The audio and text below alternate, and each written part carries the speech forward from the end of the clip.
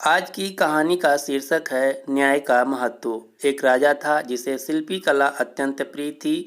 वह मूर्तियों की खोज में देश प्रदेश जाया करता था। इस प्रकार वह कई मूर्तियां अपने राजमहल में लाकर रखते और स्वयं उनकी देखरेख करवाते। सभी मूर्तियों में उन्हें 3 मूर्तियां ऐसी थी जो सबसे ज़्यादा प्रिय थी और जान से प्यारी थी। राजा के दरबार में सभी को पता था कि इन 3 मूर्तियों से राजा सबसे अधिक प्रेम करता है। एक दिन की बात है, एक सेवक इन मूर्तियों की साफ सफाई कर रहा था। तभी गलती से उसके हाथ से छूटकर एक मूर्ति टूट जाती है। जब राजा को इस बात का पता चलता है तो उन्हें अत्यंत क्रोध आता है और क्रोध में आकर उन्होंने उस सेवक को मृत्युदंड की सजा सुना दी। सजा के सुनने के बाद सेवक ने अन्य 2 मूर्तियां जो कि अभी टूटी नहीं थी उनको भी तोड़ दिया। यह देखकर सभी को आश्चर्य हुआ। राजा ने उस सेवक से इसका कारण पूछा कि आपने इन बची हुई 2 मूर्तियों को भी क्यों तोड़ दिया। तब सेवक ने कहा, महाराजा क्षमा करना, यह मूर्तियां मिट्टी की बनी हुई हैं, अत्यंत नाजुक हैं, अमरता का वरदान तो लेकर आई नहीं हैं।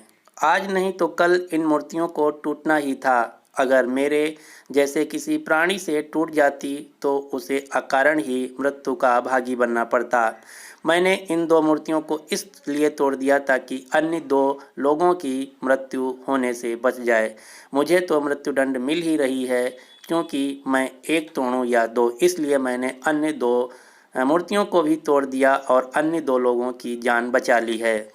यह सुनकर राजा की आंखें खुल गईं। उसे अपनी गलती का एहसास हुआ और उसने सेवक को सजा से मुक्त कर दिया।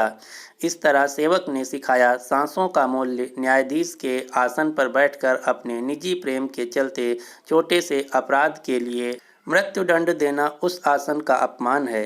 एक उच्च आसन पर बैठकर हमेशा उसका आदर करना चाहिए, राजा हो या कोई भी।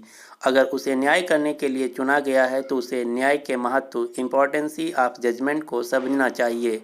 मूर्ति से राजा को प्रेम था, लेकिन उसके लिए सेवक को मृत्युदंड देना न्याय के विरुद्ध था। न्याय की कुर्सी पर बैठकर किसी को भी अपनी भावनाओं से दूर हटकर फैसला देना चाहिए।